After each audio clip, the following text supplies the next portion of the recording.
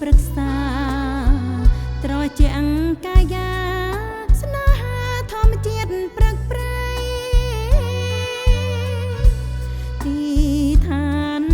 ទេសចរល្អគប់មហារតីដែលខ្ញុំស្រមៃចង់រស់នៅមិនចង់ឃ្លាត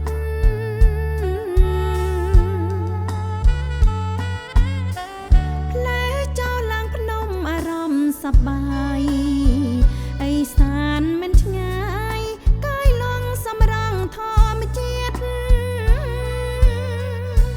ស្មៅលងខៀវខ្ចីព្រឹកព្រៃប្រជ្រៀត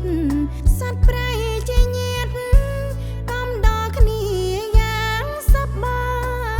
យខ្នងភ្នំហៀលថប់មណ្ឌលគិរី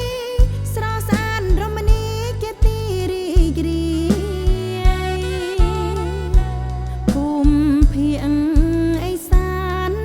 នៅចិត្តមិនឆ្ងាយស្រស់ស្អាតដល់ហើយទីឋានមនោរម្យស្មើពណ៌បៃតងជ្រលងខ្វែងខ្វាត់ភ្នំខៀវស្រងាត់អូមដោយព្រៃឈើតូចធំសំលេងហ្វងសัตว์លាន់លឺរងំដោយភ្លេងប្រគំមនោរម្យកំដល់ជីវិត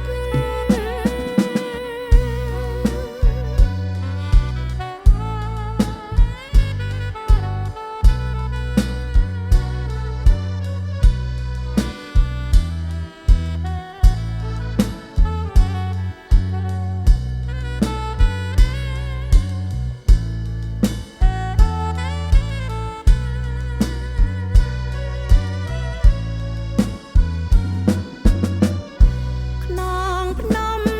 ហៀលថប់មណ្ឌលគិរី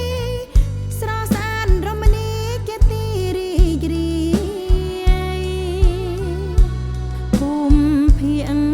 អេសាននៅចិត្តមិនឆ្ងាយស្រស់ស្អាតដល់ហើយទីឋានមនោរម្យស្មើពណ៌បៃតងជ្រលងខ្វែងខ្វាត់ភ្នំខៀវស្រ